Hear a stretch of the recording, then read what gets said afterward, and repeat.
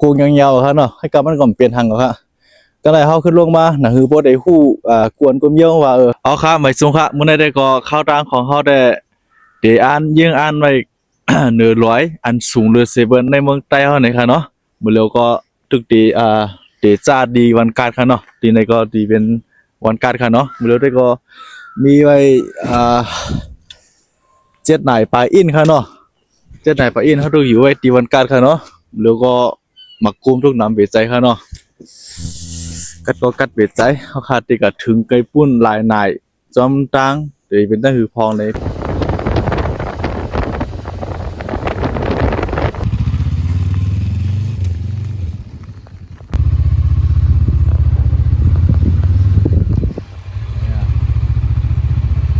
กับฝนไอ้เวียงเลย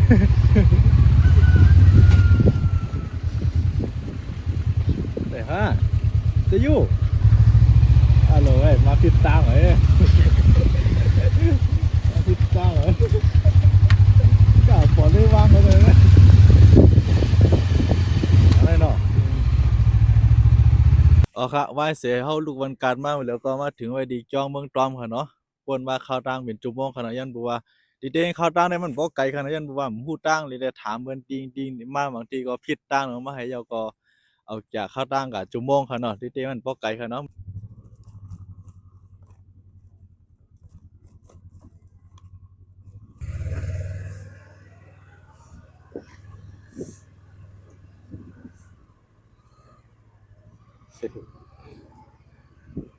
อ๋อเหรออะไรฮะลงนาอันนั้นตั้งกับเราเลี้ยงกันเนาะอ๋อจมมาน่ะจมน่ะจันเดี๋ยวก็ทำมืนไปยินกันเนาะ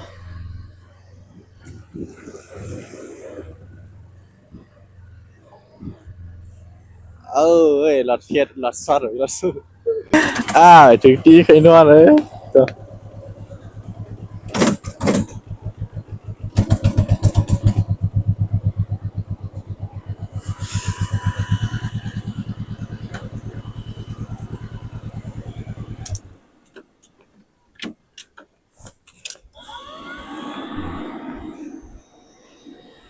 ถึงเนินลอยเลี้ยง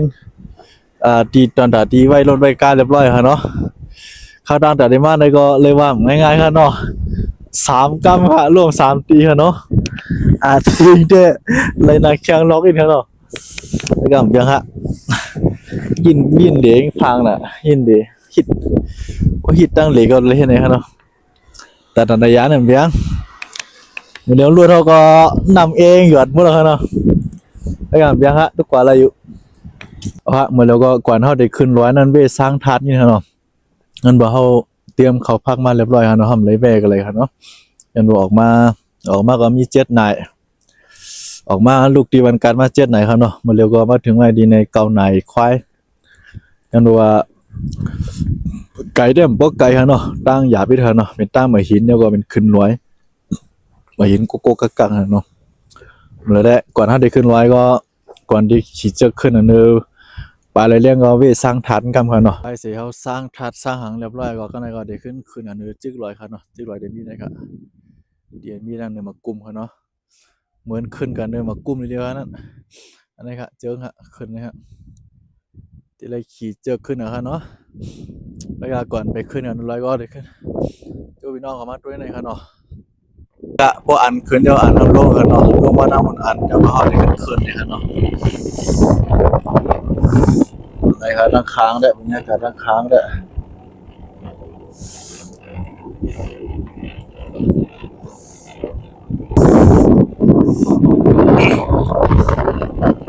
เมื่อเร็วได้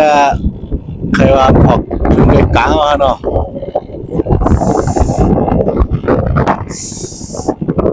ครับมือได้บรรยากาศเกาหลีแล้วเนาะ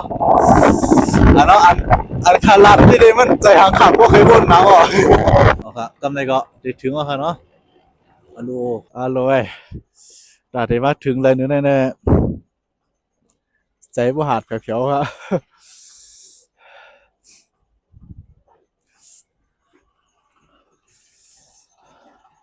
บ เพราะว่ามีลมตัวไว้ได้ร้อนแล้วครับร้อนคืนนะครับนะครับเนาะฮางลีนะครับผมมาถึงอันนี้ได้ฮางลีนะครับนะครับเนาะเสียนตั้งแล้วมาไกลครับไกลไม่ต้อง300ครับเนาะกำไรก็เอาได้ขึ้นไปกับจูอันเบอร์นาด้วยสุขิงครับเนาะอันนี้ได้หมอกเนี่ยได้เป็นห้องหมอกก็หมอกสวัสดีนะครับเนาะป่าไม้ก็ธรรมชาติดีนะฮะนะครับหมอกอัสสวัสดีหันจากเขาก็เลยด้วยในอาล่องเขาเนี่ย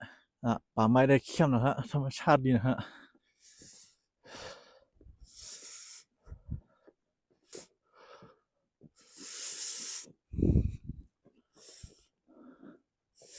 พิงสภาวะในบ่มย่ามเทียบเต่ากองที่หางริมมันไหนคะเนาะแต่ก่อนนะครับเดี๋ยวว่าเหลก็เข้ามาหลูมาตั้งค่ะเนาะครับแล้ว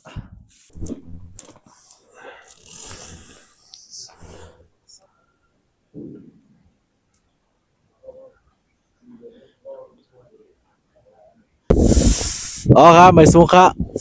100 อันสูงหรือเซเปิลในเมืองใต้เขาก็เมื่อเราได้ก็คามามีมาอยู่ที่แล้วค่ะเนาะว่า100เลี้ยงมาค่ะเนาะ100 อันสูงหรือเซเปิลในเมืองใต้นี่ก็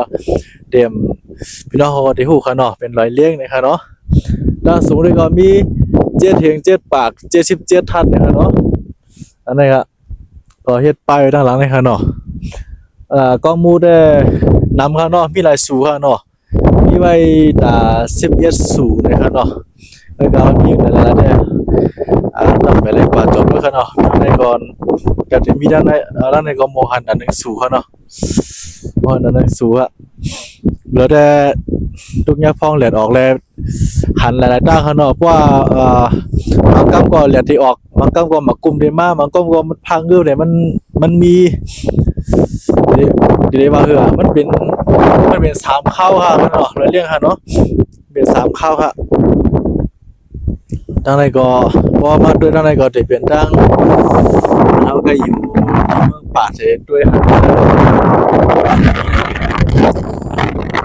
งานมีอะไรกันก็นะตั้งคืนได้เขาปั่นอาหารเนาะเพราะอะไรมันว่าพวกเป็นไปขึ้นมาได้มันไปขึ้นมาได้เมืองป่าได้เป็นจังเนาะคือการตั้งรถตั้งการเนี่ยปองอ่ะคนเขาได้เขาปั่นมาทางหลังขนาดเนาะเลยว่าเนื้อได้เลยว่าสายยาได้ค่ะเนาะสายยากัดดีแหลมไม่อยู่ก็กัดจ้ะแหลมไม่อยู่ก็กัดนี่ครับด้วยหางลีเบิ้ลที่เป็น100นั่นเองครับเนาะแล้วก็มีกล้องมูล1 สูบครับเนาะตั้งกว่าก็ได้มีอะไรครับมีกล้องมูล1 สูบวิดีโอโหได้หาได้ย้อนพี่น้องเขายอดวิวได้อย่าให้มันเอกอะมอก20,000 30,000ครับเนาะย้อนด้วยสายย้อนด้วยว่าตาดีมากถึงก็ได้คาเลยคัดใจได้ว่าครับเนาะขี่รถมาก็ล้มลุกๆออกมาลาเคียงวนรอค่ะเนาะเพื่อก็ว่าเลยว่าเขี้ยมหางลีได้ว่าค่ะเนาะดังจื่อเสียงบ่ใหญ่อ่ะค่ะเลยครับตั้งในแค่หางลีค่ะเนาะเพราะในหนาน้องอันตะบูว่างไม่ได้ค่ะจูพี่น้องขอด้วยบอกอาสาวัสดีวางจำค่ะเนาะด้วยให้หันจำค่ะเนาะเข้าได้ทุกยาพองกีนี่นะครับอารมณ์ดังลงมือนะเป็นเยอะยาตัวนะครับเนาะใครมืออีกอะไรค่ะเนาะอัสวัสดีนี่ครับเนี่ยทางลีเนาะฮะผมใจลอย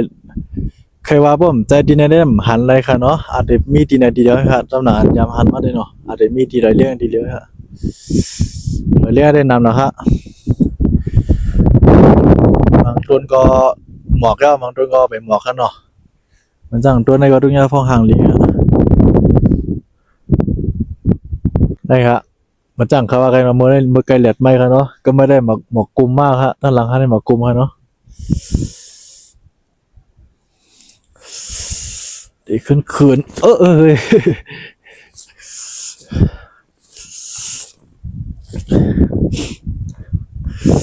คุ้มค่ากับการมานะครับเนาะว่ามันเหลืออะไรเรื่องได้ยันเพราะว่ามันหลายๆเมี่ยวครับเนาะถ้าว่าเป็นก้นเกียกเหลก็เลยเละการดีกุสูก็เลยเฮ็ดนะครับเนาะเพราะว่ามาถึงนั้นก็เขาก็ป้าด้านหลุดต่างๆมาเหรอ เดี๋ยวก็สมาไว้มานำยามเจ้าปู่เจ้านายเจ้าหลายเลี้ยงพ้องขนาดเนาะก็หลายๆเดียวขนาดเลยว่าคุ้มค่ากับการมาอยู่ค่ะเนาะ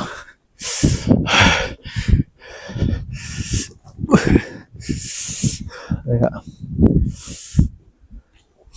เพราะด้านในที่เป็นเมืองปาดค่ะเนาะเพราะว่าเพราะด้านในมีด้านน้ำปองอะด้านในมีน้ำปองด้านละเชียวค่ะเนาะด้านในเมืองปาดทางยานฮะเอาฮะเมื่อไกลเขาขี่เจือกเมื่อเขาคืนได้เขาขี่เจือกคืนกันเนาะก็ไม่ได้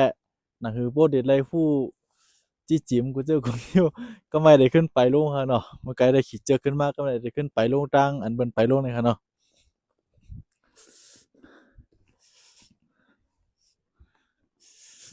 ป่าไม้ได้อุดมสมบูรณ์เข้มเบียดใจค่ะเนาะเลยค่ะป่าไม้ในบ่ว่าเฮาเจ็บหญ้านี่ก็เป็นอันทางลี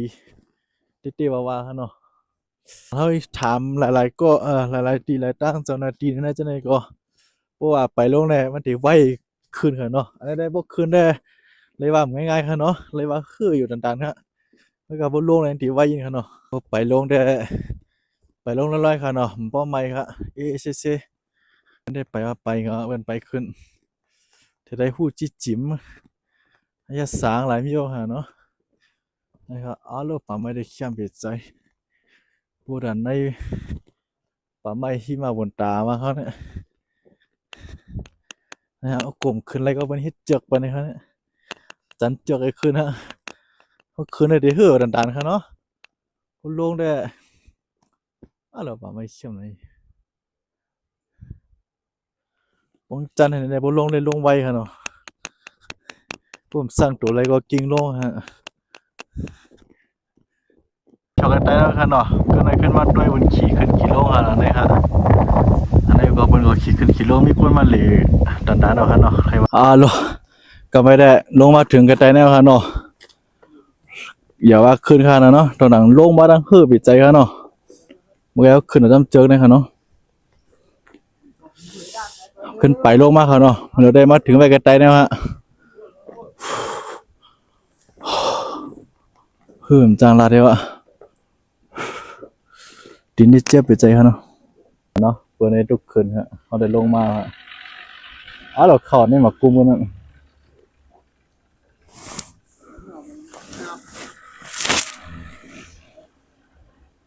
เหมือนได้เลยว่ามีคนมาเหรียญนำเนาะคือลงหลายกำหนาฮะนะครับเขาได้เข้าอันนี้มากุมกันนะเก็บเข้ากันนี่ครับเนาะขณะมันบล็อกขึ้นไว้ขนาดขึ้นร้อยฮะค่ะสังเกตว่าพี่น้องเขาเข้ามาด้วยในช่องนิวชาแนลค้ายาวในอย่าไปลืมกดไลค์กดแชร์กดติดตามมันเพราะข้างนอกสังเกตว่าวันหน้าวันเลื่อนมาพวกไหนเจอเขาลงอีกสังก็พี่น้องเขาเดี๋ยวเลยรับผู้หันตันไว้ในอย่าไปลืมกดติดตามมันค่ะสิกรรมในข้างนอกเอาค่ะไม่สงค่ะ